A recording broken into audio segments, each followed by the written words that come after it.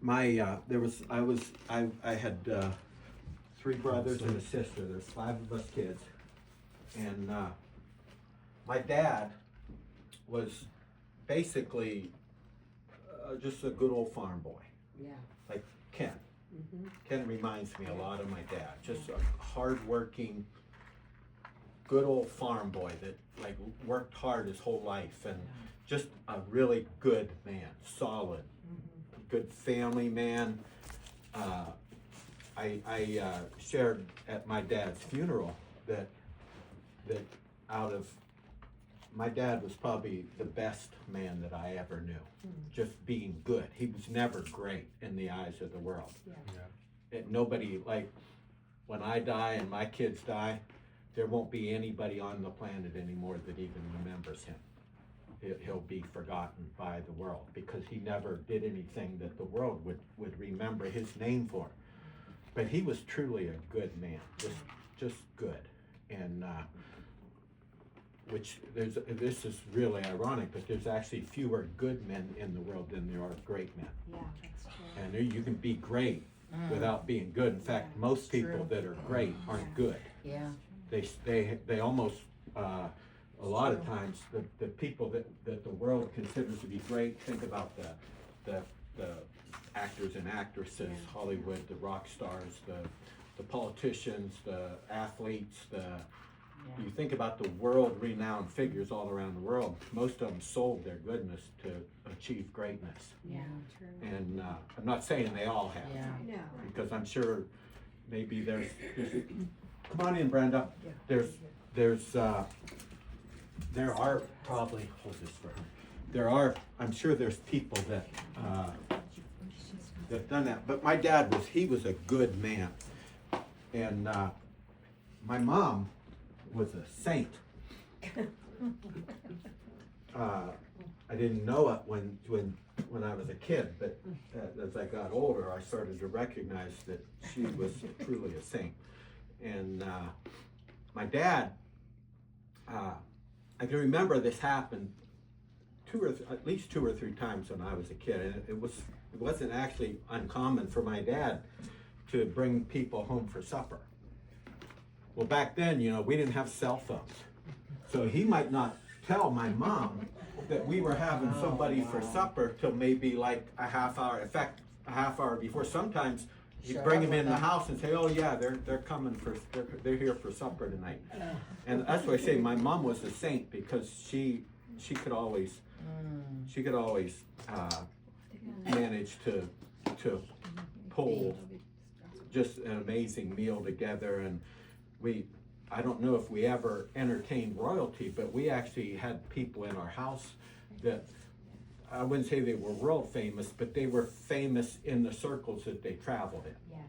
They were like in like the Baptist church that I grew up in. They were known in that community. And so I remember Dad calling my mom about a half hour before he was coming home. He said, I just called to let you know that he said, I got good news and bad news. He said, the bad news is I'm bringing home some people for supper, for lunch, dinner, and we're going to be there in a half hour. He said, the good news is they're people we like. And but I remember that, and I was thinking about that today because I don't know how my mom did it. Yeah. Yeah. Like she was like naturally gifted at it. She just had a knack for not being rattled. Maybe it had something to do with having 4 boys and a girl, and 4 country farm boys and a girl, that like she was just used to things that normally would have been like just throwing other people into like a just ketonic state where they'd be laying in a corner in the fetal position, sucking their thumb. My mom would just absorb that stuff and just roll through it. But I was thinking about that because it's really an odd thing today, but as I was getting ready for today, I don't really have a sermon per se, but I basically just want to share with you a conversation that I've been having with God all week, and it's hard. It's hard to do that because you're going to be coming in the middle of a conversation. And when I say the middle, I mean the middle. You're not going to start it. We're not going to start at the beginning. I don't have time to go back all the way to this conversation started a long time ago. So I don't have time to go all the way back to the beginning. And the conversation hasn't ended yet. So you're literally coming in the middle of a conversation. And I was okay with that all week, as God was telling me this is what he wanted me to do today. And I was okay with it all week. And then this morning, as I was sort of letting it settle into me, because that's what I do. It just settles into me. I started to understand and to realize the Holy Spirit told me that there was going to be royalty here today. Mm-hmm. There was going to be not so much somebody famous. That's not the right word, but there's one or two people here, and maybe more. I don't know what the number is. Maybe all of you, but there's somebody here that everything I talked about a minute ago about God pouring out is for you today. And that's why I said all that earlier, because I want us all to be open for it. Yeah. And I don't know about you, but when I hear that, when I hear God say there's something for somebody, I'm not the one to hide in the corner and say, well, you guys go ahead. No, I'm going to be the first in line. Yeah. And I'm going to I want it all to come to me from Him. Yeah. I remember when I was in high school, I played football, and I hated sitting on the bench. I was just like, I wanted to be in the game.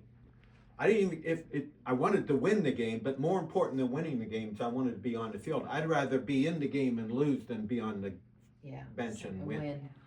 And I hate losing. But so I always wanted to be in the game. Well, if I wasn't in the game, I would go stand right next to the head coach and yell as loud as I could, just hoping that he would hear me and remind him that I was there. And I thought maybe if nothing else, he'll just get annoyed with the noise and either ask me to go sit on the other end of the bench, or he just put me in the game to get me out of this hair. I didn't care either. But I wanted to be noticed.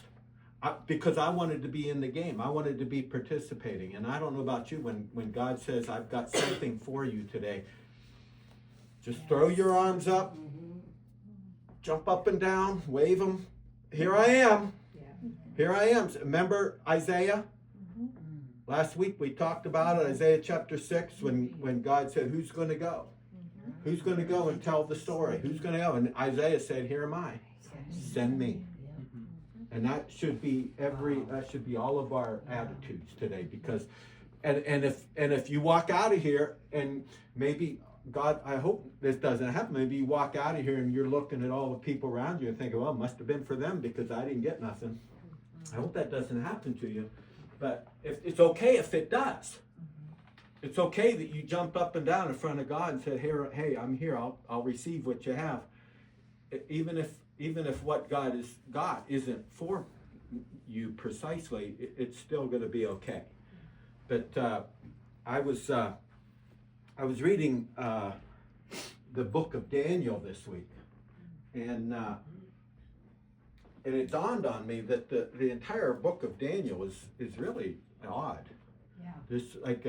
It's a strange book. It's prophetic, and it's one of the prophetic books in the Old Testament. But what's really strange is that Daniel talks very little about the nation of Israel and all of his story and because the first 5 or 6 chapters of Daniel are all pretty much the story of Daniel, and we know those stories. The dream that Nebuchadnezzar had, and Daniel his life was threatened, and remember he had to eat the weird diet. Yes. And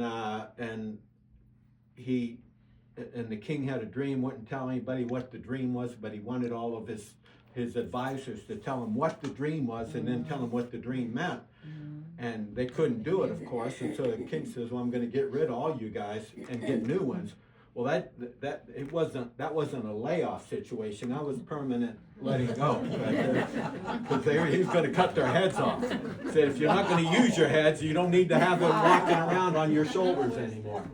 So all of the advisors, which Daniel was one of them by this point, Daniel and his friends, the king said, I'm getting rid of the whole cabinet here.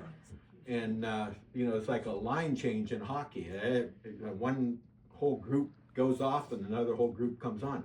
But Daniel, of course, was able to tell the king what his dream was and interpret it, and we know that story. We know the story of how he was promoted after that, and then we know the story of Shadrach, Meshach, and Abednego, and the fiery furnace, and all of that.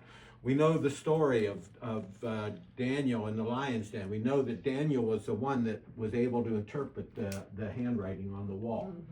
And all these incredible stories, Daniel telling the Nebuchadnezzar what the dream about the how he told Nebuchadnezzar, yeah, if you don't straighten up, God's gonna send you out into the field for 7 years, and you're gonna live like an animal. And so all these stories are all told in the first 6 chapters of Daniel, and it's sort of the history of Daniel's life. And then the last several chapters are all sort of prophetic visions that Daniel had, which they're all very confusing. If you read them, I've read them 100 times, and every time I read them, I'm like, I'm not sure what that means. Saw a leopard with wings on it, and a bear that had 3 bones in his teeth, and all this like weird stuff. And then there was there was a 4th beast, and he was worse than the other ones. And then he saw a big statue, like there was horns involved, and a goat and a sheep, and they were charging at each other. There's all these. So I'm reading Daniel, and God showed me. He said Daniel's like the whole Bible is. He said it's like layers in it. There's all these layers. Think of if you know what a piece of plywood looks like. If you look on the edge of it, plywood is made of several layers of wood all pressed together. And he said that's the book of Daniel has all these layers in it. And he said one of the reasons it can be confusing is because of these layers. And it's real easy to sort of mix those layers up when you're reading it. Yeah. And the book of Daniel was written for the people of Daniel's day. There was stuff that he was living during his time. That was one of the layers. Then there's a layer about end times prophecy, things that Daniel saw that actually talk about what hasn't even happened yet. Then there's all these other layers in there, and God said what happens is sometimes when you read the book of Daniel, it's real easy to sort of go from one layer to the next, and you don't really realize you're doing it, so it doesn't make any sense to you. Because you're reading about one layer, and all of a sudden you're trying to apply it to a different layer. And so today I want to talk to you about one of those layers, if we can. And I realized today that I feel like my mom must have felt like when my dad would bring people into our house for lunch. I feel like we don't have anything to serve these people. And but I do believe that God is going to speak to you today, whoever you are. And I believe that even if you don't even know what he's saying to you, you still need to be open to it, because whoever you are, you have an incredible destiny. something, there's something that you are important. Yes. And you're one of them. You have a destiny that's bigger than what you realize. And I know your personality, and I know you, and I know that sometimes you tend to not always think of yourself that way, but there's something important about you. And I don't know what it is. I don't.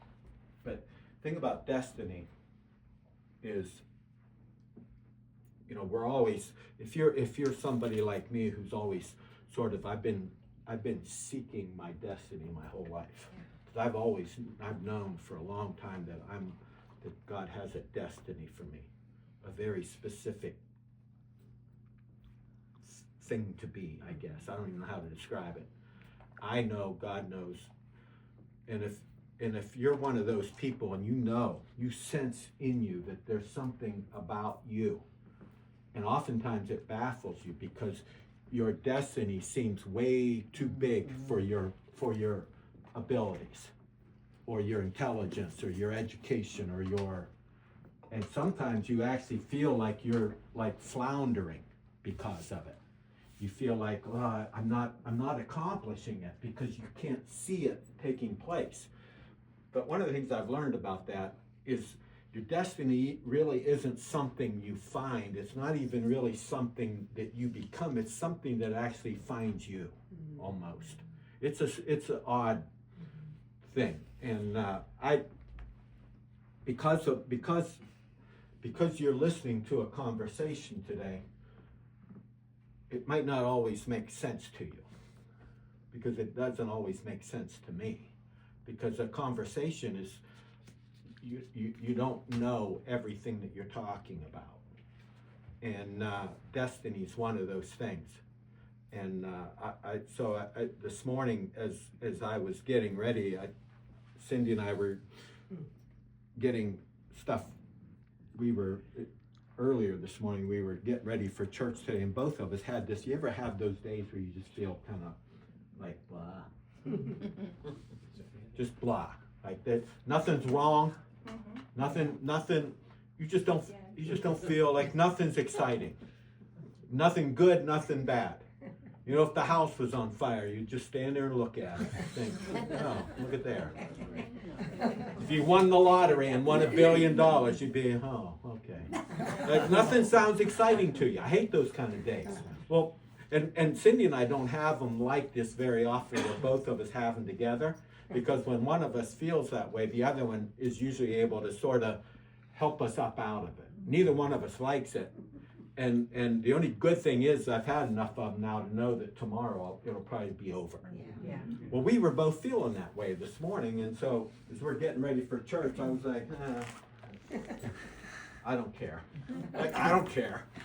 And I hate that. I hate that feeling. And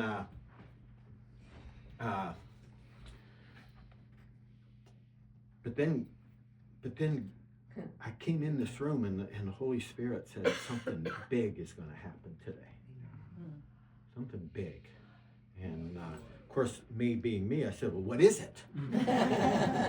And him being him, didn't say anything. Didn't he tell the disciples, like, none of your business when I asked him? He didn't say it exactly that way. Well, I mean, it seemed like He's it. never quite as blunt as you are, Bryce. He's got a whole different way of communicating. But so Daniel, here's what was interesting about Daniel's story. One of the things, remember, we're in one of these layers in the story of Daniel. This isn't the whole book. This isn't all of the lessons, and even, I don't even know if this is supposed to be the main point of the book of Daniel. It's just one of the layers that's embedded into this multi-layered, fascinating story of the life of Daniel. But Daniel, as a young boy, probably 12, 13 years old, was forcibly taken from his country. him and his three friends. And I don't know how bad it was. It would be bad enough if all they did was take him to a foreign country, take him to a place that he'd never been before, no family, no parents, no aunts and uncles, no grandparents, no priests, no pastors, no deacons, no leadership, just 4 young boys to be taken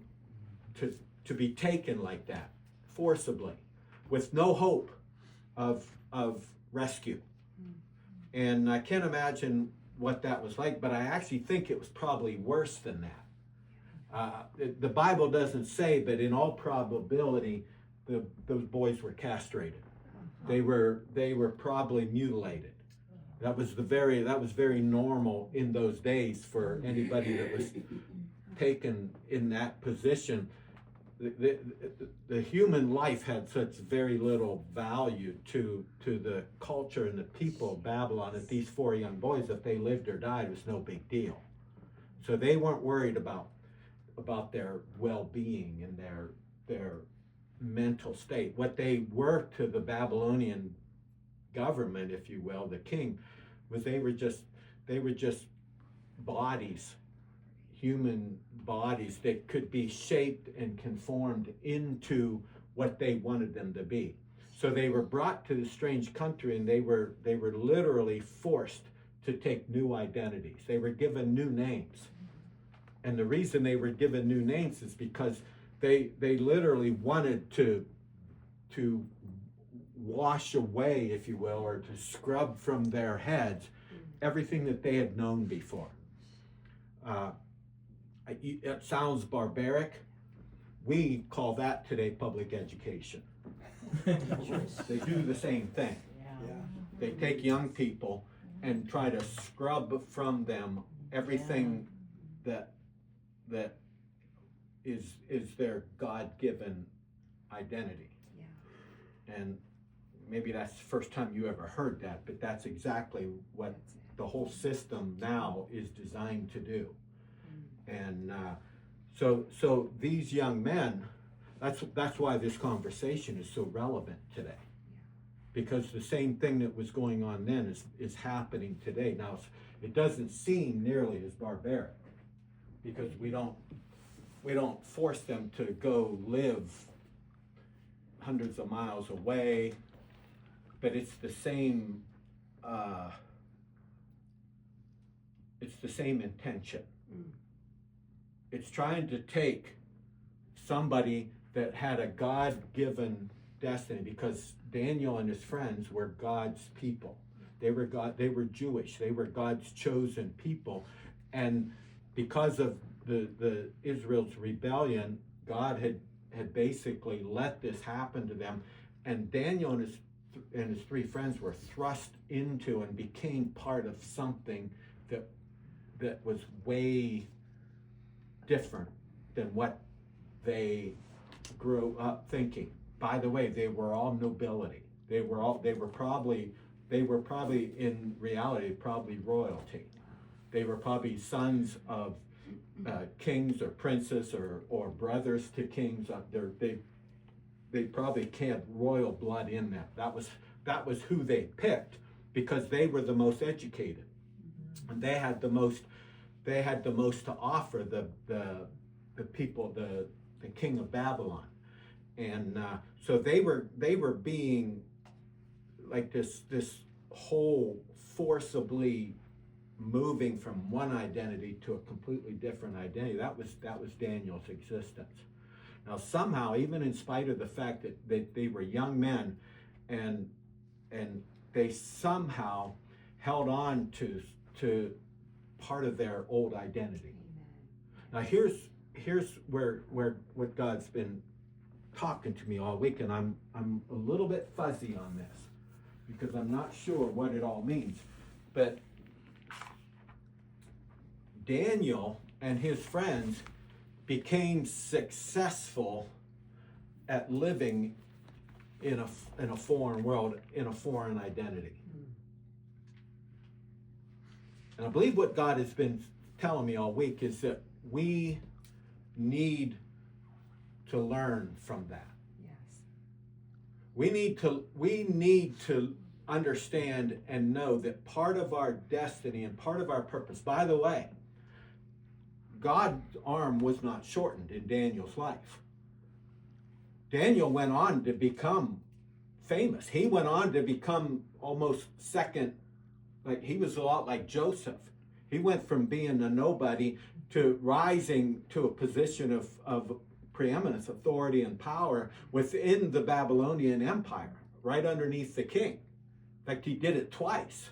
It's a remarkable story. And so God could have rescued Daniel and his friends.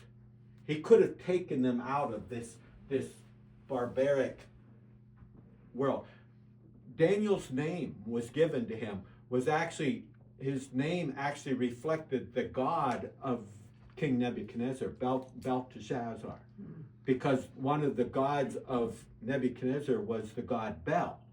And he actually wanted that name given to these men. In the same way with Shadrach, Meshach, and Abednego.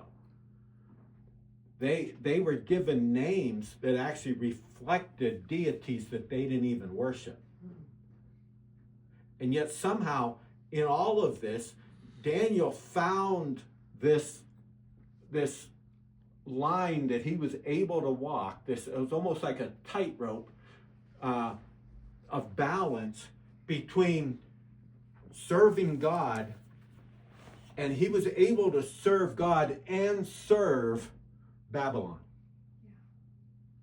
Because here's what was strange. I will be honest with you. I don't really want to serve Babylon. We are a lot like Daniel. We are living in a world that is not our home. That's right. You remember this world is not my home. I'm just a passing through. That's us.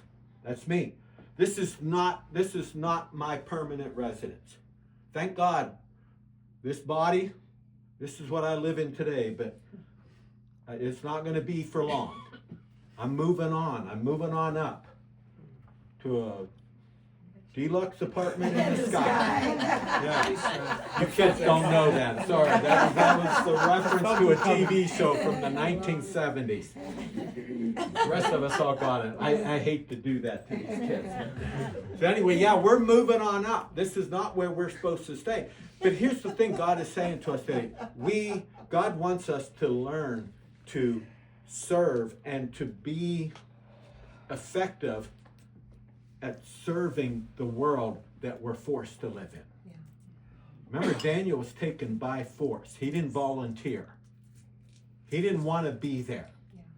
But even knowing that, and in spite of all of the barbaric treatment and the traumatic stuff that happened to him, Daniel somehow was able to find his destiny in all of that. Think about the tightrope that, if you will, that Daniel had to walk, because that's what you're going to have to walk. You're going to have to find that balance between maintaining your integrity of relationship with God, because remember, Daniel had to do that early on. When they wanted him they were feeding him a diet that wasn't right for Jewish boys to eat. They wanted to teach him things, and they wanted to completely change him over they wanted to wipe out all of his Christianity, if you will. Now, in his case, it was Jewishness, but for us, it's Christianity. And so there's this, and this is an intentional thing, by the way. The liar is trying to erase your Christianity out of you. Sometimes it's very direct, sometimes it's very blatant, but that's not even the dangerous part. The dangerous part is the subtle things that are done. Because you don't even know and don't see it. It's in the music that you listen to. It's in the stuff you see on TV, the entertainment. It's on social media. It's all these. There's these hidden things, these messages, these subliminal things that are constantly coming at you, and they're like darts that are just constantly being fired at you. And the intention of all of that is to erase your destiny. Because it's if you lose your identity you lose your destiny. You can't walk in your destiny if you're not walking in your true identity. Your identity is what God created you to be. When I talk about your identity, I'm talking about your very precise, specific identity of who you are. Because that identity, even though there's parts of it that we all share, we're all Christians. We're all Americans. There's certain things that we all are. We all come from somewhat the same socioeconomic background. We share all those things.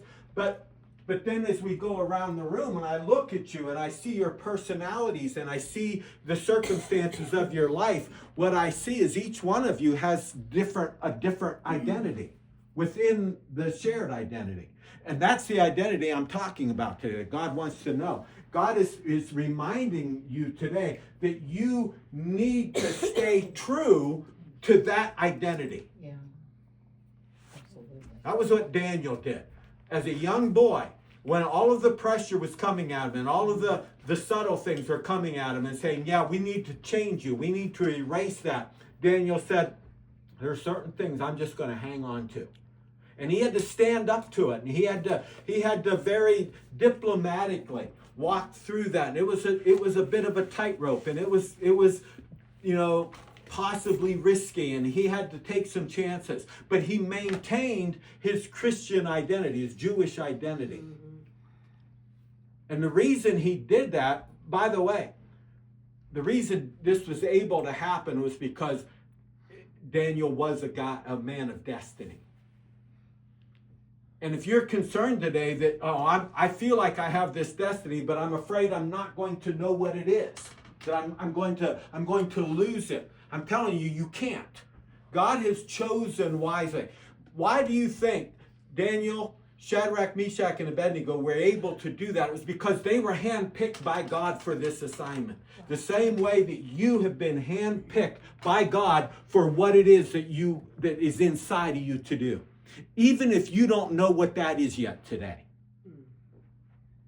And you can't define it. It's just this vague sort of knowing that, hey, I'm different than everybody else. There's something I'm supposed to be, something that I'm supposed to accomplish. Daniel had that, and he knew that he had to hang on to parts of that identity. But at the same time, he had to know what to hang on to and what to let go of. Because as soon as Daniel was trained, after 3 years of this intense training and this attempts to sort of whitewash all of his Christianity out of him, he was immediately thrust into a situation where he needed all of that stuff. Exactly. See, he needed his connection to God. His connection to God was in his identity, his original identity. Same way you're going to come to a point in the pursuit of your destiny where you're going to need that connection. Don't let go of it. That's right. It would have been easy for Daniel to say, you know what, we're not in Judah anymore. We don't have anybody that's going to know if we remain true to ourselves or not. It could have they could have just let go of it. But they held on to it. And almost immediately, when they got over into the purpose of their life, they immediately needed this connection over here. And this is what was so hard for me today, this week, as God was explaining this to me, because I never could understand why Daniel could be so excited about making Nebuchadnezzar prosperous. But he was. Yeah. Daniel lived his entire life making sure that the very man that had ripped him away from his home would have the best chance of success. It's an amazing thing. It is. Yeah. But here's what I think God is trying to get through to us today. This is the only world that we have to serve in. Yes. And even though it's not our world, and we need to have that connection to our original identity. We have to be able to serve this world. Absolutely. Daniel accomplished this. When Nebuchadnezzar had his second dream, and remember, he dreamed that basically he had this dream that he couldn't understand, and it involved him having to live like an animal for 7 years. It was a warning from God, this dream, and nobody could explain the dream to him. Probably nobody wanted to explain the dream to him because it was dark. And finally, Daniel came in, and Nebuchadnezzar said, Daniel, I had this dream, and I don't know what it means. Can you tell me? And Daniel prayed and asked God. And God showed Daniel, he said, what I showed Nebuchadnezzar is if he doesn't humble himself before me, I'm going to humble him. And he ain't going to like the way I do it. Because in the end, it was a year after Nebuchadnezzar had this dream, and he didn't respond to Daniel's warning. And he ended up going out and living like an animal for 7 years. Said his fingernails grew long, his hair grew long.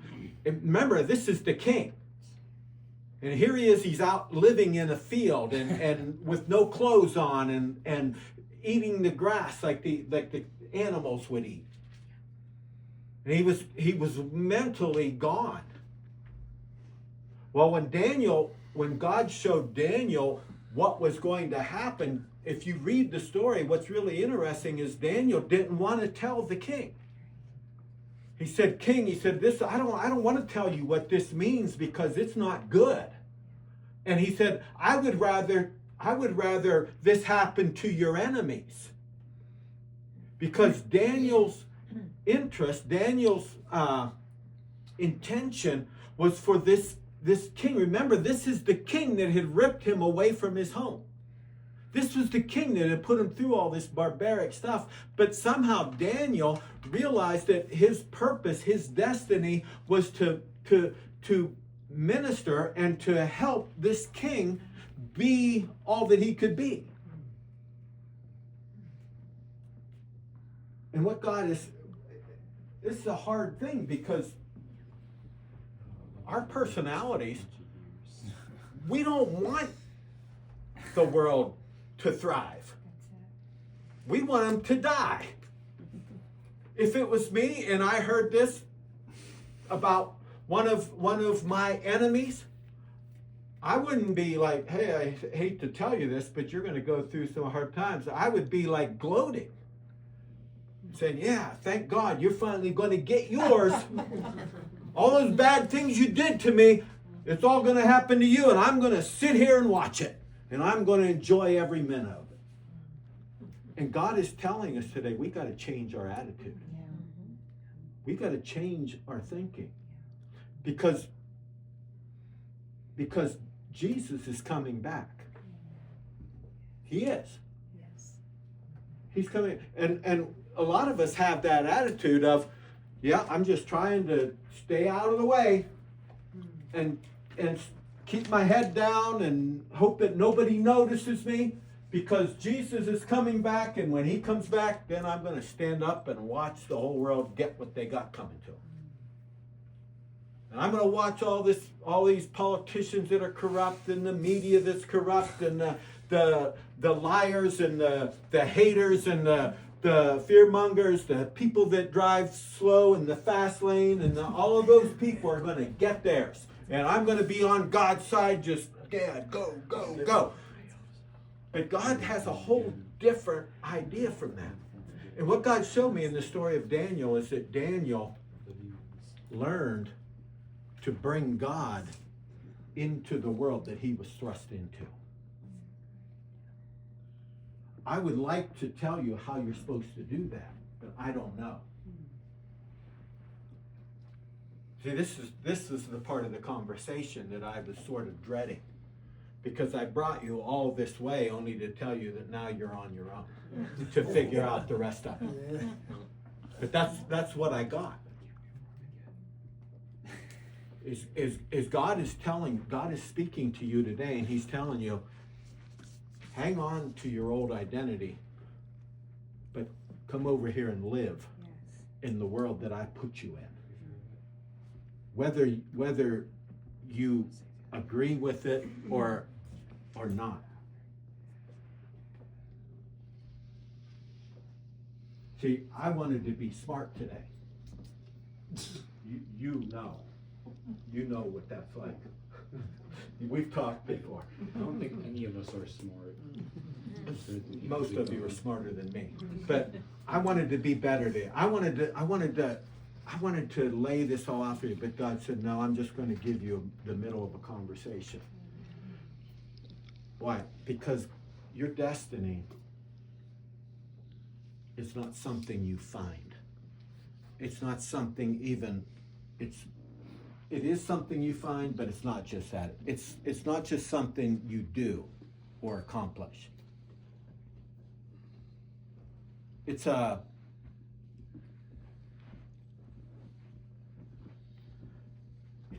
what you become in the pursuit of it. And the thing that I found out in this is that sometimes you're not sure if you're pursuing it or it's pursuing you. Cindy and I celebrated 48 years of marriage Wednesday. And I'm still pursuing her. And I'm going to keep pursuing her until she catches me. And that's sort of the way it is. Cindy and I, we've been in love for 50 years. And I'm still not sure if she's chasing me or I'm chasing her. Well, that's sort of that romantic relationship. That's the way it is with God. Sometimes you feel like you're running as hard as you can after him, just chasing him and trying to, and it's almost elusive. Like you just want to be. Sometimes it's in worship. You want to be in his presence, and you just want to soak it in, and you feel like it's like an intangible thing that you want to get your hands on. Then other times it feels like he's just running you down. Yep. Like he's just like all about you.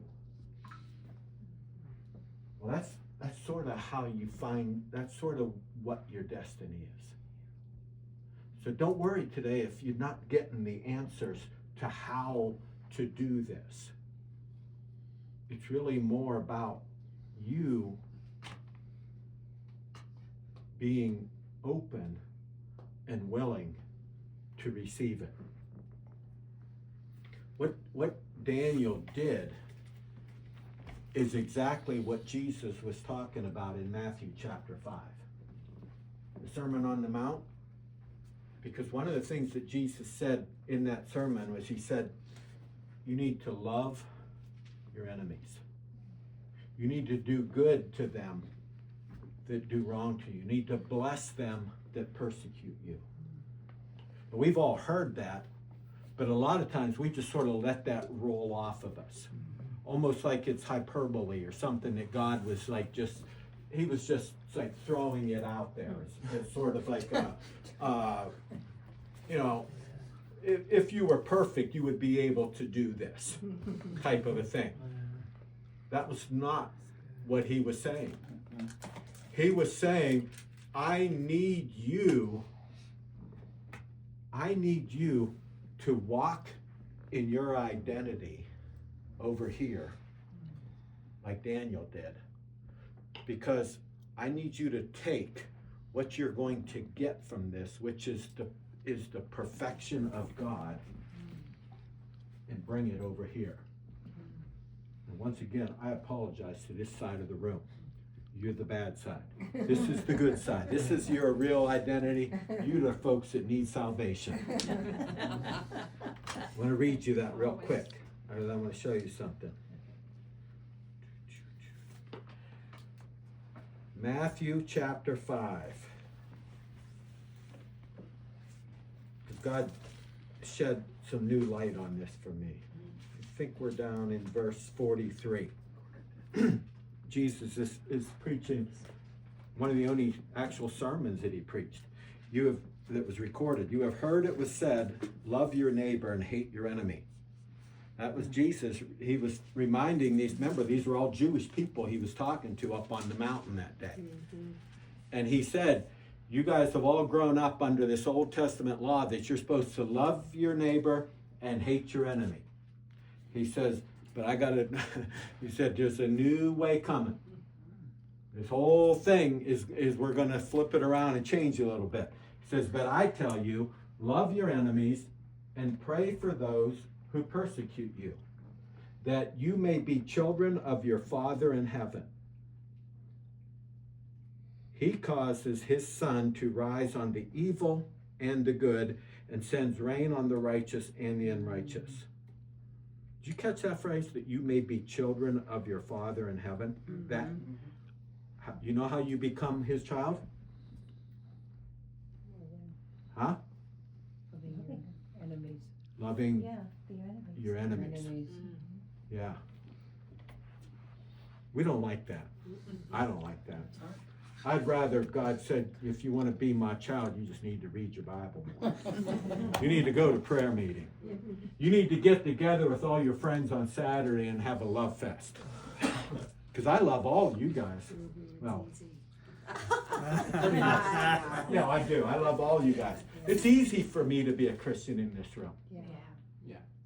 So if God said, yeah, love all the people on Saturday, oh great, I've got this childhood thing down. That's not what he said. He said, love your enemies and pray for those who persecute you, that you may be children of your Father in heaven. He causes his sun, that's S-U-N, sun, that's the big orange ball in the sky, to rise on the evil and the good and sends rain on the righteous and the unrighteous. So I know we are not on board with that. We want God's sun to shine on us. I want it for all of you. A minute ago when we were worshiping and we were singing the blessing, I was going around the room and I was blessing and I was begging God, Lord, bless these people. And I was singing it and praying and speaking it over each one of you. Bless them. Why? Because I love you guys. I should have been thinking about them out there. But God says, no, I'm gonna bless the evil and the good. The sun's going to come up on everybody. The rain's going to come down, water my crops, my garden, and I don't want to point the wrong neighbor because my friends too. But I'm sure I got some neighbors around here somewhere who are heathen, evil people. But it's going to rain on their gardens too. That's what he said. He says, if you love those who love you, what reward will you get? Are not even the tax collectors doing that? By the way, it's nice to know that nothing's changed, because the tax collectors whenever Jesus wanted to talk about evil, he always referred to the tax collectors. You ever notice that? There were certain groups of people that Jesus singled out when he was referring to bad people. Tax collectors is one of them. Nothing's changed. Right. Nothing's changed. The tax collectors are still on our bad list. That we're supposed to love them and pray for them. Oh, God, you mean pray for the IRS? Yes. Yes. Those guys that are always reaching into my pocket every which way they can. We got another bill this week from the county collecting money. We have a septic system here. We're not on city sewer. It's not available to us. We have to now pay for our septic system that we have to maintain. They make you pay for your own water. They make us pay for that. Now, if my septic system goes bad, they're not going to come out and fix it because it's still on me. Right. Anyway, I gotta pray for that guy. That's who he's talking about. So they're not even the tax collectors doing that. They're the ones that they're loving people that they can get a reward from. He says, if you greet only your own people, what are you doing more than others? Do not even pagans do that. I know this I told you how many times I told you how much I love you. I get no reward for that. None, zero, zip. because you're not pagans. Yeah. You're all my friends. In fact, most of the time, if I say, Ken, I love you, what do you say back? Yeah. That's what I would expect. Yeah. I get it from all of you. The feedback is great. And it's easy to pour it out. But Jesus said you get no reward for that. No credit. He said, even the pagans do that. But then he said in verse 48, and I'll finish with this, he says, be perfect. Therefore, as your heavenly Father is perfect. You want to be God?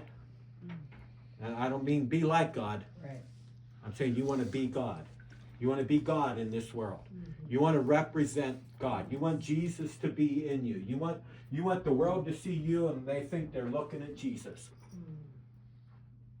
You want that? I do. That's my number one goal in life, is to be God. Not like him. That's a whole different thing. I want to be God. I want my actions to be the same as if Jesus. Remember years ago, I don't know if they still do it, what the WWJD, what would Jesus do bracelets? Everybody was wearing them. What would Jesus do? That's me. I've wanted that for a long time. I want to be Jesus. I want to be God with skin on. I want him to control my words, my money, my house, everything I have. I want it to be his, so that people see me, they see Jesus. Well, Jesus said, if you want that, then you got to be able to do what Daniel did. You got to come over here and pray for these heathenish, pagan, idolatrous Chaldeans, Babylonians. They're the scum of the earth. And Daniel lived for these people.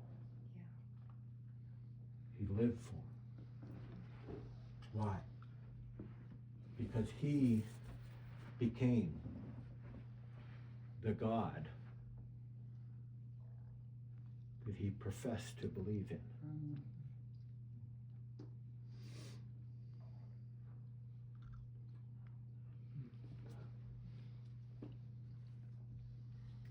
See, we thought,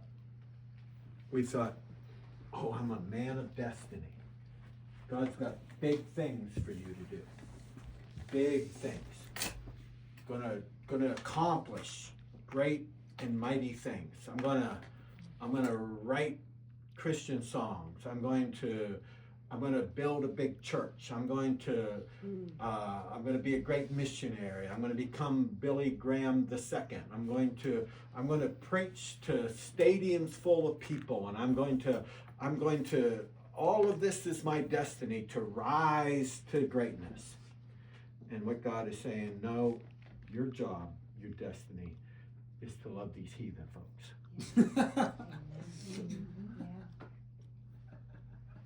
And not just speak it.